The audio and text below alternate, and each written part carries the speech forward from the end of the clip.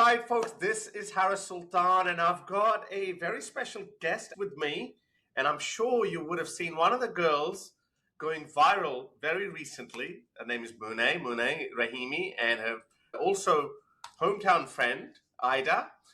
And we're going to talk about what's happening in Iran. And there's something that has really inspired me and touched me, which is how the Iranian people are actually rallying behind this war effort, and they want this regime to be bombed. So, Monet, thank you very much for doing this. Tarun, thank you very much for doing this. I want to start off because this is such a viral trend. This is your original video, which actually, I think it got 1.8 million views, but you put up another video, and that has amassed, something like 9 million views. So let's just rock and roll with this move, okay? You ready? Because I start moving, okay?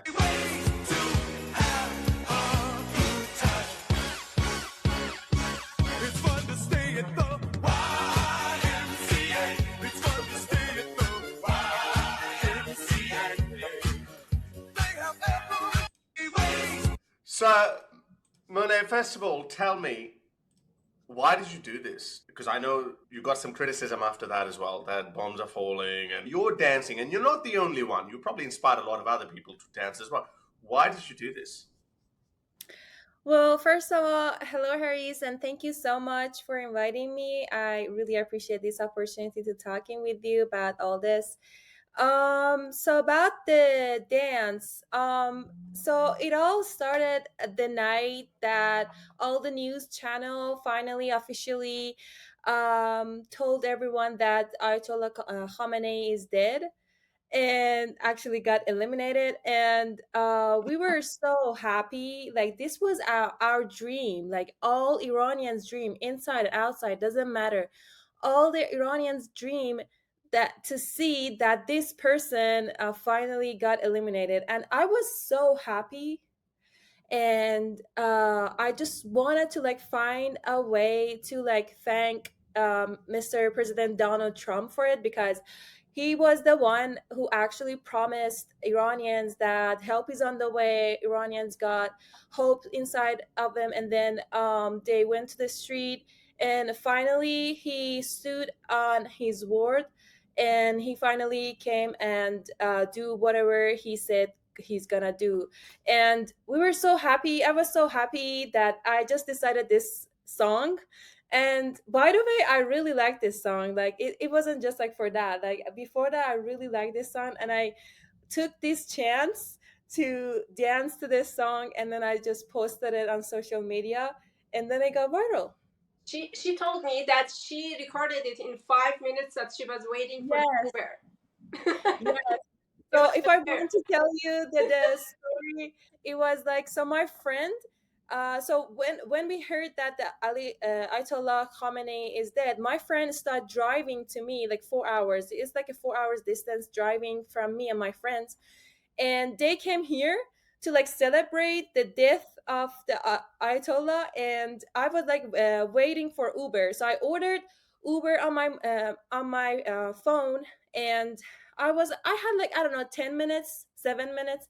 I was thinking, so why not just dance to it then? yeah, why I don't take this like time to dance. I record this video in less than 5 minutes, and then I just posted it on my Instagram, and then I went to like to with my friend to like celebrate. And then after a few hours that I checked my phone, it blew up. I was like, oh my god, what's happening? It is just, but that's a reason that she's so herself, and this is so genuine and authentic that people connected with it. That was the reason.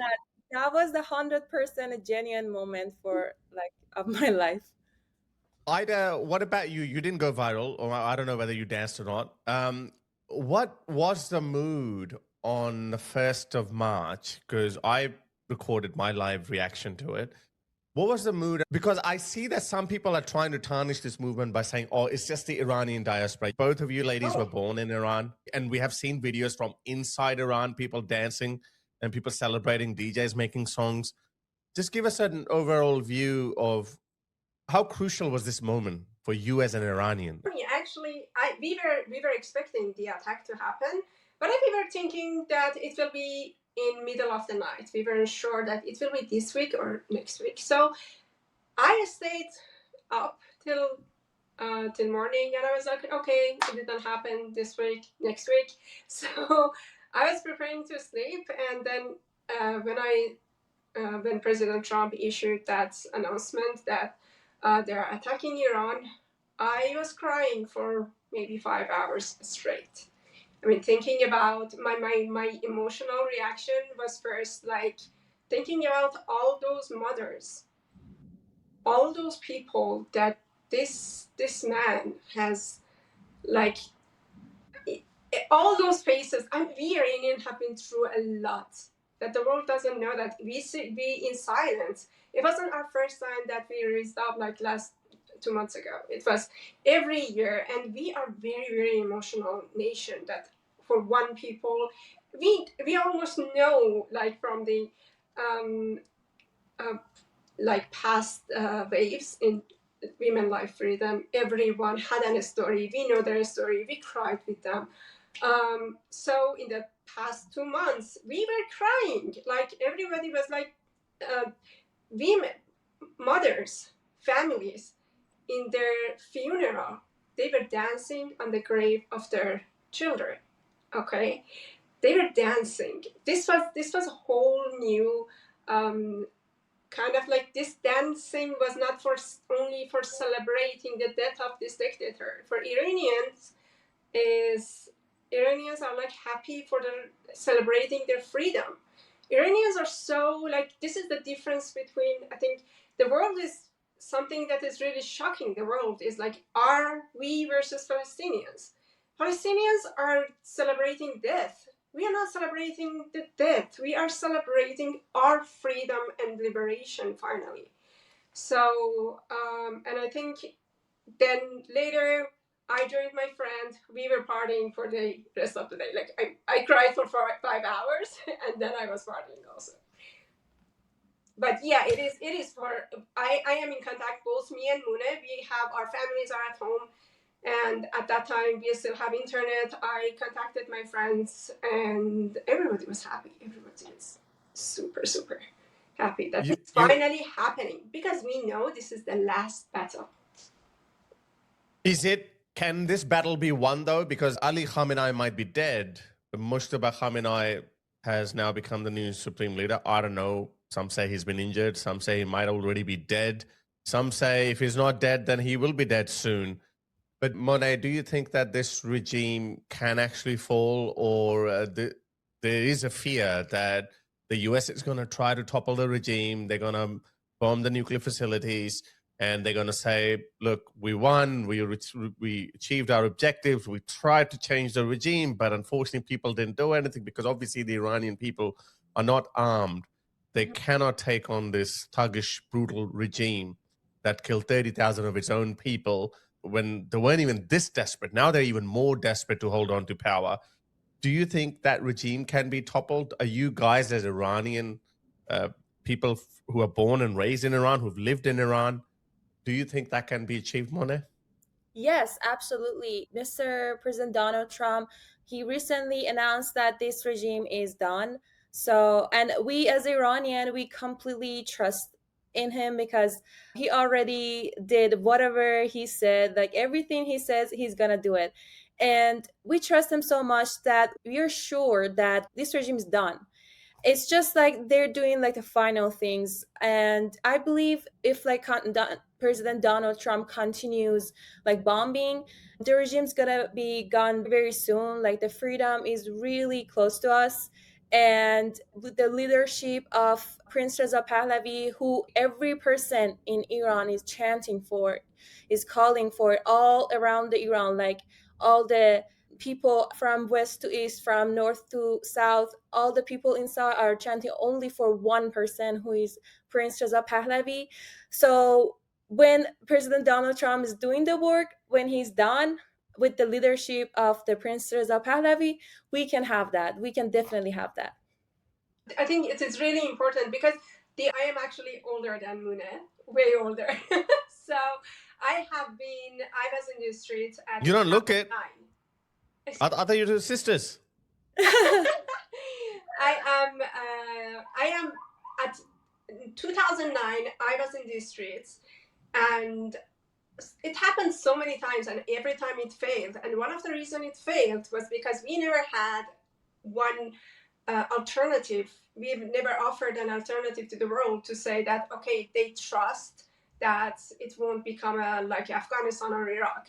I think the credit that Prince Reza Pahlavi is bringing here is really, really important in the trust that the world is giving us. And everybody knows that you see I was astonished by the reaction from Elon Musk. He was the first one who changed the flag to the monarchy flag. He was the whole investors, the whole tech people, like they know that Iranian people, they have a potential, they have the proven track record, they know it is going, the future will be for us, and it is an opportunity that I don't think that they are going to lose, because this regime is not only our problem, this regime is the world's problem. And now, especially after, like, they might have the chance, but now they bombed Arabs. Why?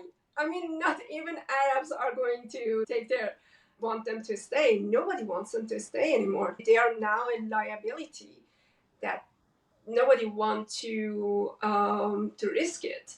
So it will definitely be done. It will take time, as you mentioned, that it is the difference between this regime is with something like Venezuela. It's not like with killing one character, it's not gonna. It is a structure. It is an ideological structure that is velayat faqih. I understand from what I see from English media is like people, since they never had experienced such a thing, they have no idea what is it. The whole idea is like this regime are the. I have to start. I will rant about 12. I think I got you. They are the guardians of the 12 Imam, and this is like this is the whole idea that you can see. For many people, they can't understand why they are so reckless about everything. But we understand because we know what they are planning. They're in there. It's a theocratically fanatic state, and I've shared this study so many times. Alone, Shia Muslim is something that people usually, the world knows Sunni Muslims from 9/11, but they always the Shia Islam, the 12 Imam Shia, it has fallen into their completely their blind spot because they're minority, and they look, because Sunni Muslims, the jihadi Sunni Muslims, they believe that they have to go back. The true Islam was the one that Prophet Muhammad signed. Okay, so that's why it is really easy for people to understand that okay, something is wrong with these people. But Shia Muslims believe that there's a living Imam from a divine leader is still alive, and this Khamenei person, they are in contact with him, and they are the guardian, they are divine leaders. It is not like any other theocracy. It is completely a cult, the end time cult. That is justifying that. What I'm doing is one of my favorite things to do is I go to their X accounts and I read their comments, and they are still in denial, and they are like, this is crazy. I want to talk about what they did with those girls. I just discovered it yesterday, and this is so horrible that people usually don't believe us when we want to talk about it. They panic and they call us lawyer because they have. I want to ask both of you, what would you say to those lefties who pretend to be human rights activists, who pretend to speak up for women's rights, but are awfully quiet or at least confused which side to pick? Well, there are two group of people. Some of them, they're kind of sure that what they're doing, which those are the people that are spreading propaganda, who are funded by regime, I don't have anything to say to those people because they know actually what's going on and they choose to do this for money, for their benefits, which is like the regime, like Islamic regime propaganda funding those people. But there are other group of people that they're getting influenced by the first group of people just to follow their path. For those people, I'm here to raise awareness, to say, to echo the voice of the Iranians inside Iran, since this Islamic regime shut down the internet for the whole nation except for like a few of their own people to like spread lies.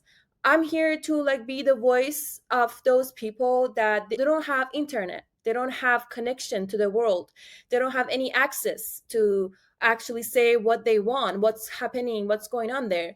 So as I said, regime shut this is a thing that Islamic regime doing all the time. Like this is not the first time that they shut down the internet for the whole nation. They do this, and then after that they give like internet and access to some of their own people, like the regime people, to be the voice of them, and then say, okay, we're Iranian, we're inside Iran, and then starting like spreading propaganda, spreading like fake news and lies to the world.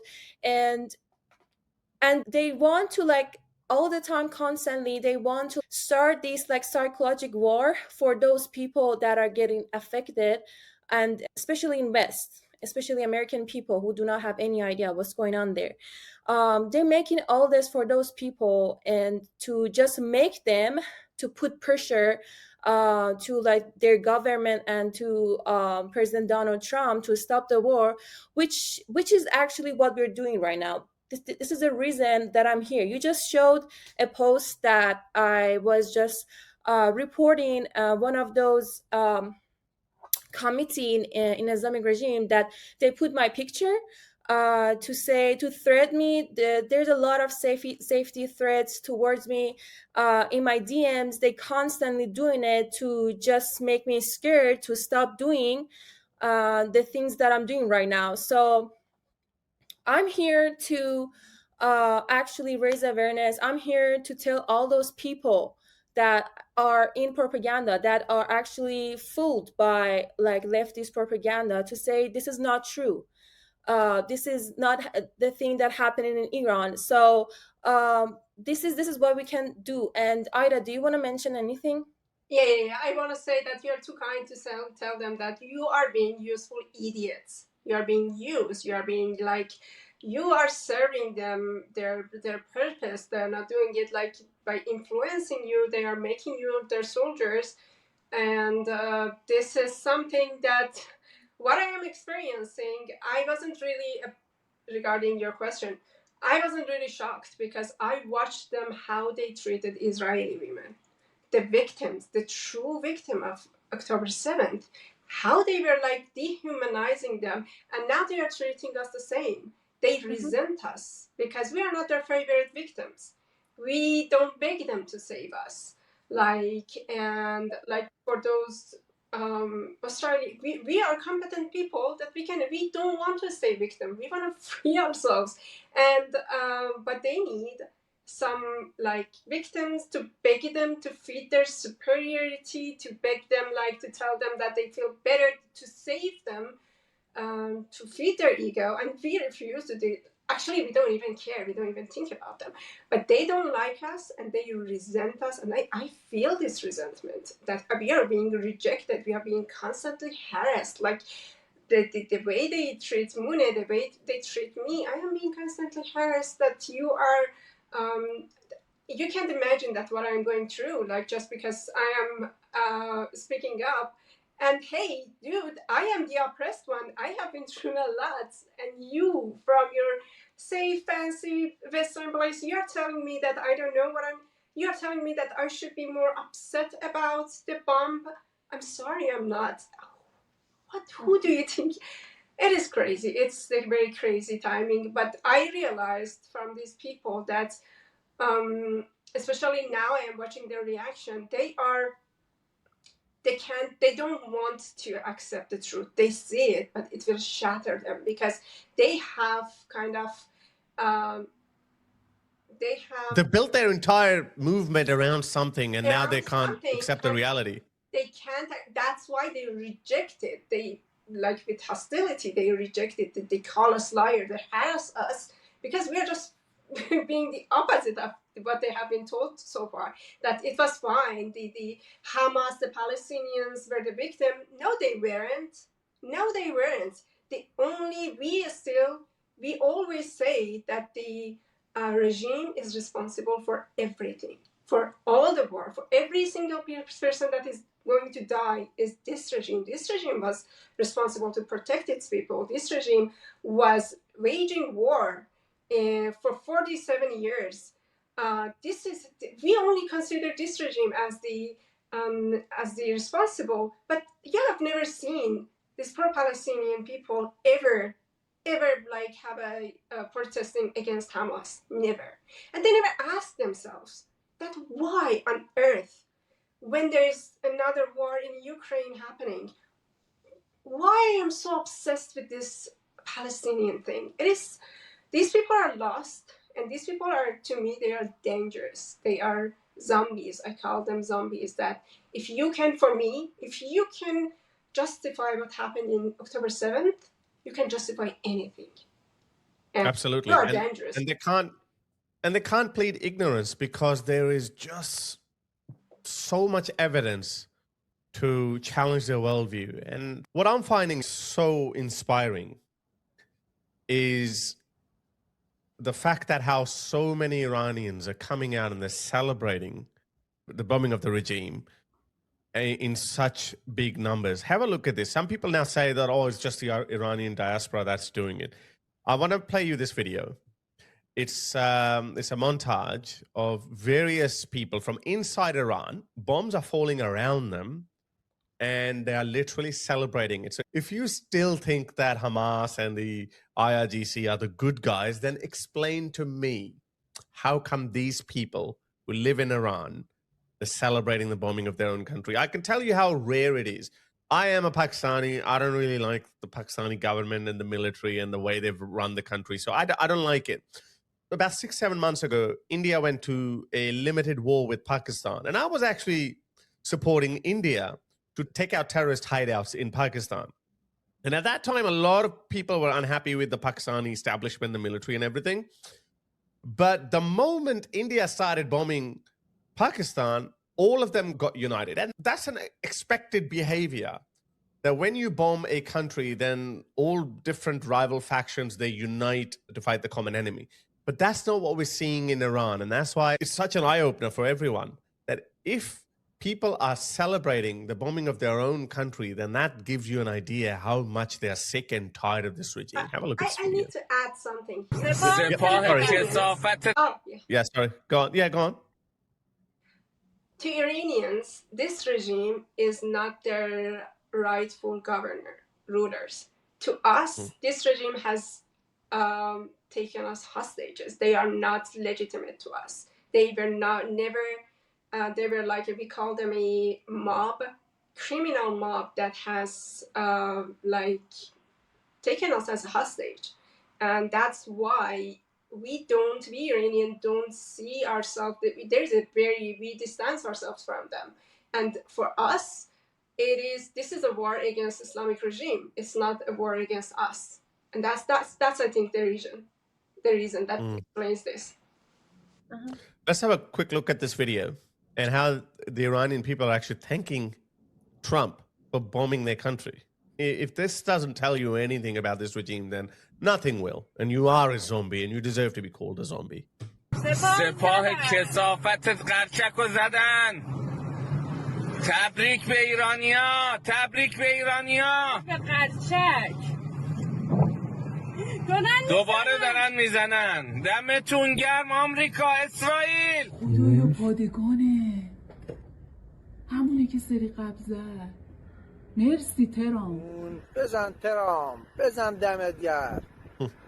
بزن که اینا خیلی ما رو زدن. واو، موج انفجارش پنجرمون رو باز کرد. بزن عمو، بزن بیبی. نازش هستت. عمو ترام بزن، همکنون نوشهر. This is بزن almost every ترام city. پدرشونو در بیارید.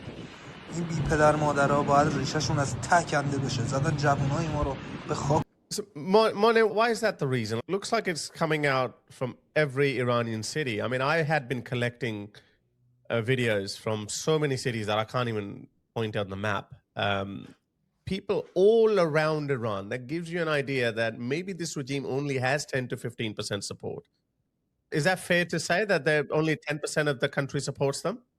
I would say it's even less than 10% because I don't believe that a single person living inside Iran and is not connected to the government somehow, like it's not like getting money from the government to support them and support them with all this happening, with the massacre that happened last month, to see all those people there. The streets were like, there were bloods all over the street last month. There were bloods all over hospitals.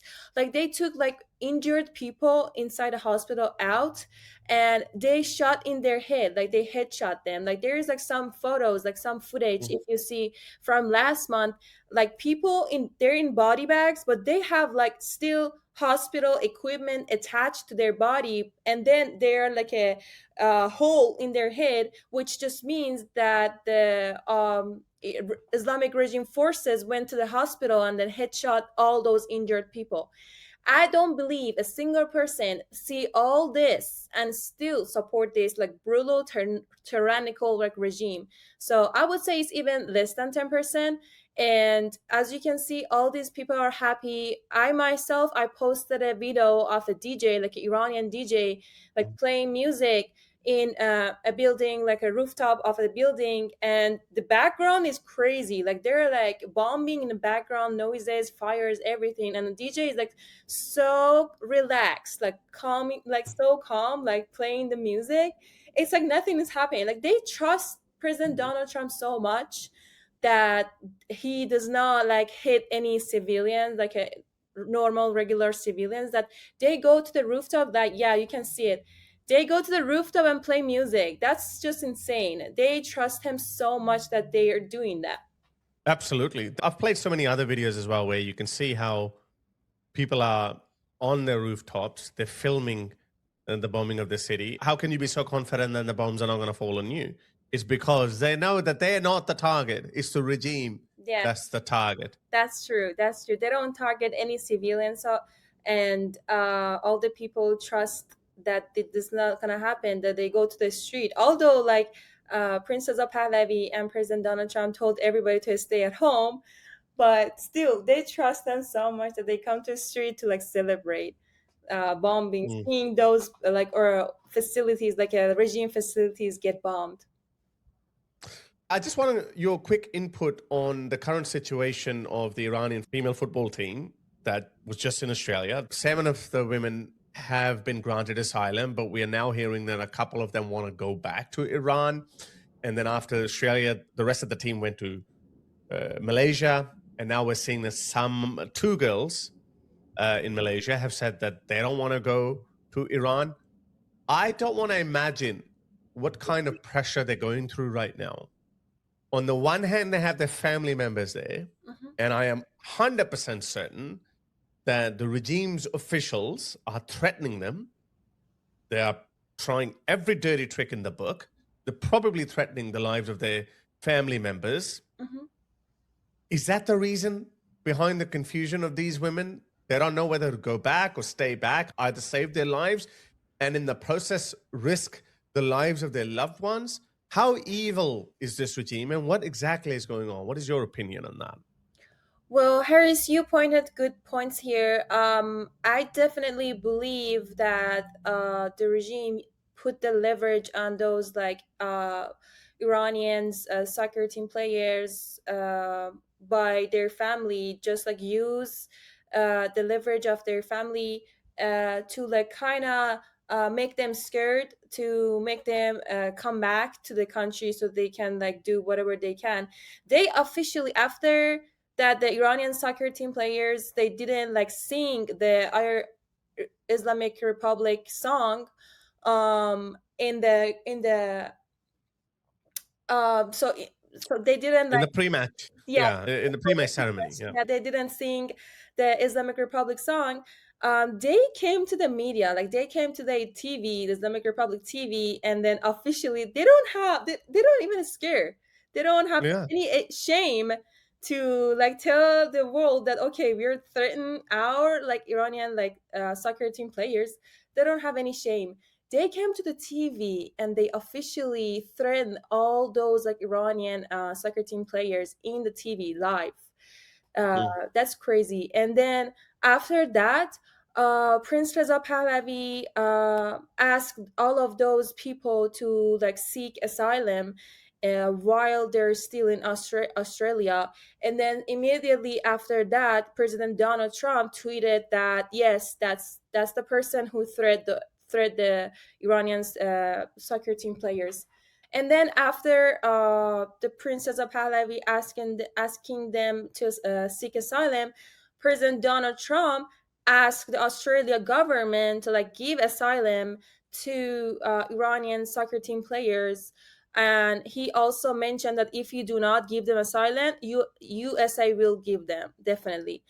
Yeah. And I know like 7% of the Iranian soccer team players seek the asylum in Australia, and the rest they put the leverage, like they use their family, like they threaten that if you do not come back to Iran, your family is not safe anymore. Like they do like a lot of safety threats towards their family inside, their loved ones, to kind of like force them to come back to Iran, like to return to Iran. So I have no doubt that Islamic Republic is gonna do that to like towards like all those Iranians like soccer team players.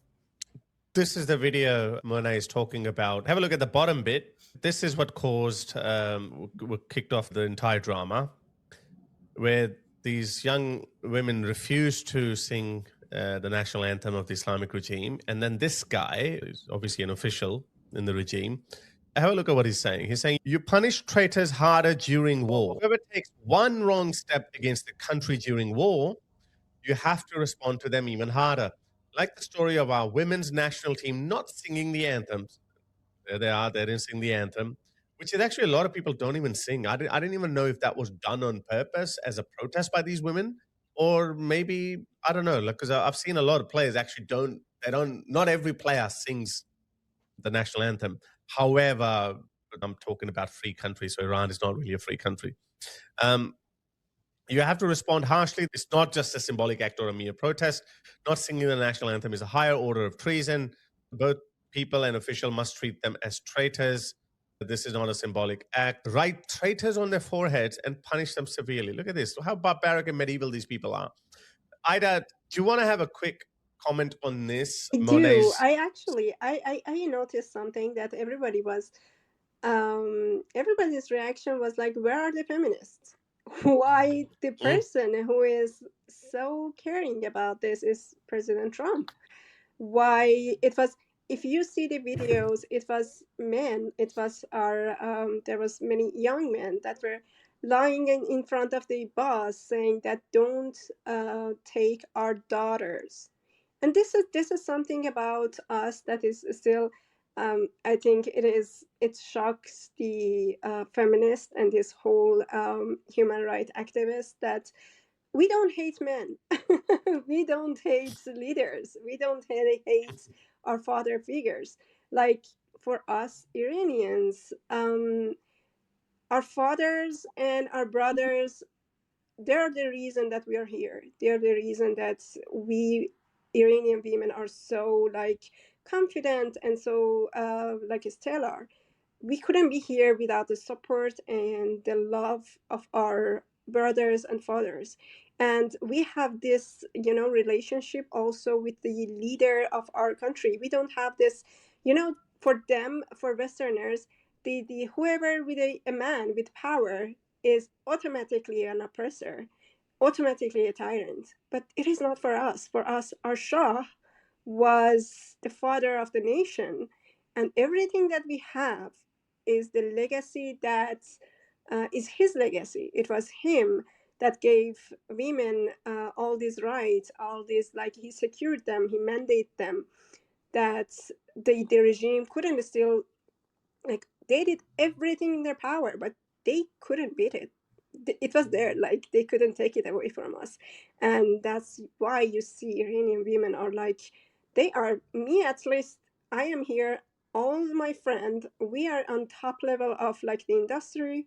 We are all engineers, we are all highly educated, we are immigrants, we have been here for a few years, but we are like, we earn way more than the average, like, people like at our age. So we can actually acknowledge and we can actually have gratitude toward men, and that's why we don't hate Donald Trump, and this is something that also make them very resent us. Absolutely. And I have also noticed that the lefty media, for some reason, keeps downplaying the importance of Reza Shah Pahlavi, because every Iranian I've spoken to or every video that I've looked at, I can always see that people are saying Javish Shah. But I've looked at the BBC, DW, France 24, most of the mainstream media outlets that we watch, they always start off with, oh, this is going to be another Iraq. We don't know how popular Reza Pahlavi is. But when I look at the videos, in every video, I see someone screaming Javish Shah. Do you think that the media is doing this because they hate Donald Trump so much and they want him to fail and they want to sacrifice Iran or the Iranian people for it? I think that's the reason, and another reason is that those medias getting funded by Islamic regime for sure. Why do you think, like, most of the people in Iran, they're poor, like the economy is collapsed, but we have the highest range of oil and then sources in Iran? Because these, like, Ayatollah and the Islamic regime uses all this oil money to fund, like, to fund like all those medias, all those propagandas, separate to spread lies and fake news all around the world. Like that, this was a thing that they were doing for like 47 years. This is not a thing that they just started. No, they built like their foundation all around the world. That's why me and everybody else just like me, Iranians outside the Iran, trying to like raise awareness all around the world, because the roots of Islamic regime is not just only in Iran. Their roots are all around the world. Like for 47 years they try so hard, like they spend so much money.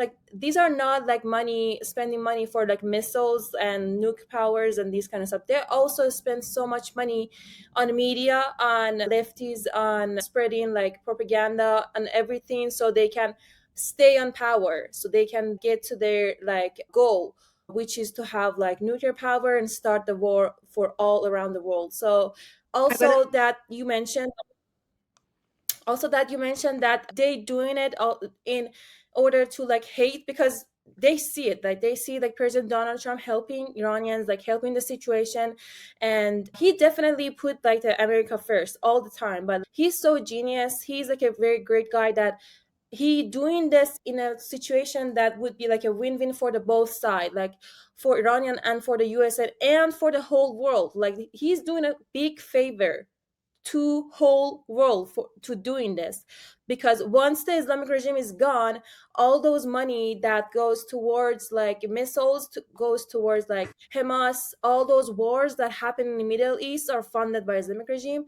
All those missiles that goes to the Russia to like have a war with Ukraine, all those money that goes to the left is gonna be gone. So that's why they trying so hard, like BBC and other media, they trying so hard to try to have this Islamic regime stay on the power. I think I wanted to mention that she's saying, I think you forget to say that they are spending all this to run a smear campaign against Shah, to destroy him, because they know that the only opposition, the only one the regime fears, and they know they are cooked, is Prince Reza Pahlavi. And that's why they run the worldwide smear campaign against him. And everybody is accompanying, as Muna mentioned, BBC, everywhere. And the American already have this predisposition that they don't trust kings, and they're like, oh, it is too backward. And I'm like, why you're projecting No, they can your own? understand. There's constitutional monarchy. They can understand. Trump understands the UK really well, or Americans understand what the UK is. Canada. And Yeah, that no kings in America. That's obviously America's own history with Revolutionary War and everything. I just quickly want to ask you one last question. We're hearing reports of military vehicles, IRGC thugs, besieged thugs. We have seen some defections, but not mass defections. But now I'm seeing videos where people are saying that these besieged and IRGC thugs are just roaming the streets of Iran, and they are looking, and we have seen some IRGC thugs issuing death threats to protesters that anyone who echoes the enemy, then we have shoot to kill orders, don't complain later on that you were ignorant, blah, blah, blah. So they're openly issuing death threats. This regime doesn't even deserve to be called a regime anymore. I think this is a group of thugs who have just held a country of 90 million people hostage. What are you expecting? What is going to happen as the regime gets bombed even more and its grip on power even weakens more? What do you think they're going to do? Are the Iranian people ready? What's coming? Are we expecting a more brutal crackdown from this regime, or is just no, I think it's done. Yeah, we think this regime is definitely done, and President Donald Trump's gonna do his thing on Iran. So we completely trust him to finish the work completely, like done. The regime's gonna be gone. But if you ask me that if they didn't, which I doubt if they don't, if they didn't, they gonna come after us, like just as they did a month ago, the massacre that happened. They're gonna come after us, single of us. They're gonna make a bloodbath in Iran. Like they're gonna kill every single person who spoke against them, just speaking against them, like nothing more. And they're gonna kill them, as they did in January. So they're gonna kill so many people, almost like many more that happened a month ago, in Massacre that happened a month ago. The threat that I'm getting, even I'm outside Iran, they threaten me to death. They're doing the same thing for the people inside, even worse, like in a severe way. So I believe that they're gone. They don't have any chance to survive with the help of President Donald Trump and Benjamin Netanyahu. They don't have any chance. But if you ask me if they had chance, that's the thing that's going to happen. I believe that, as you mentioned, there is a good level of defectors. Prince Reza Pahlavi, it's been a year that he secured the channel for military people for defectors. And from the precision level that is happening in bombing, and even when they try to hide, they hunt them down. I mean, the precision level is crazy. So it's just obvious that infiltration is so deep, and it is nothing new. It's been a year, it's been more than years that these people, these defectors, are in contact with Mossad, are in contact with CIA. I saw that was a CIA also opened in Farsi, they opened the secure channel for people, for defectors. I mean, it seems to me that the regime, there are so many holes in it now, and it is very, very weak, and it will collapse in one day. It won't and it is always the same. Like when you read the history, it's always like these dictatorships, till 24 hours before that, everything is normal. And then suddenly with one kick, and I think it will happen like the people who has been defected, they're like playing mafia game right now. They are not like they're pretending they're still loyal, but they are pushing the loyalists under the under the missile. So I think that's what they are doing, and they are in contact with Israelis. It is great. We are really in good hands, because don't underestimate Mossad and Israelis. Like they are Oh yeah. from 12-day war, people were like, it was mind blowing there, the level of Yeah. precision they do. And I want to say that at the end, there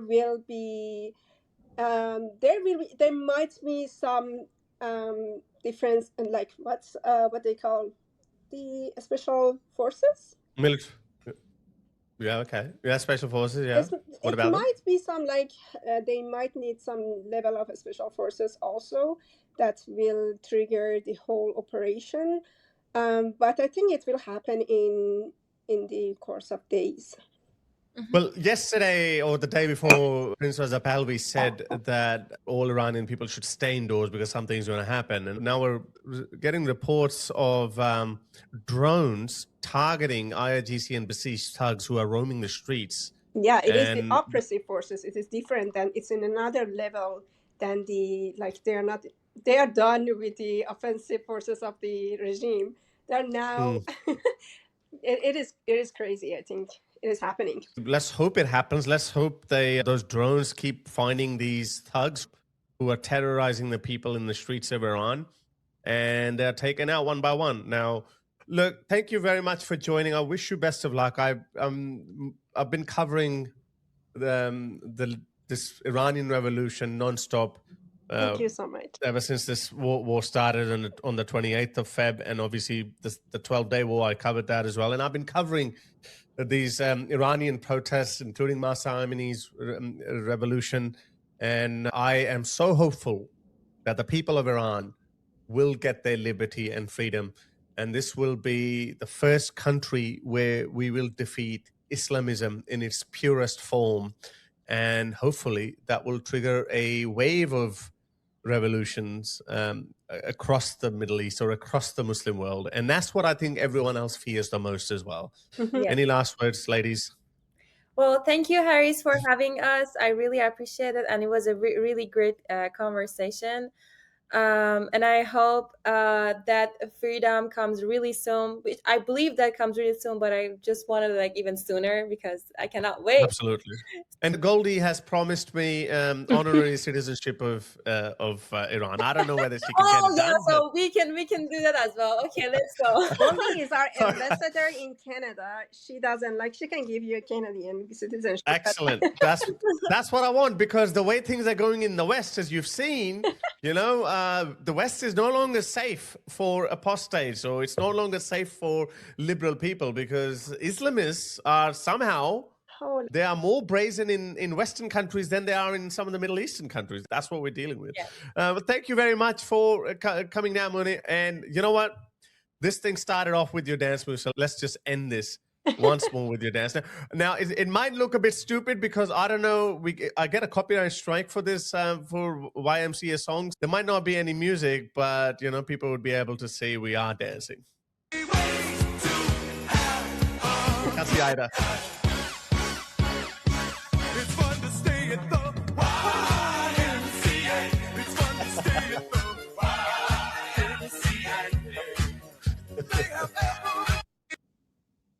All right. Thank you very much. Thank you, Harris.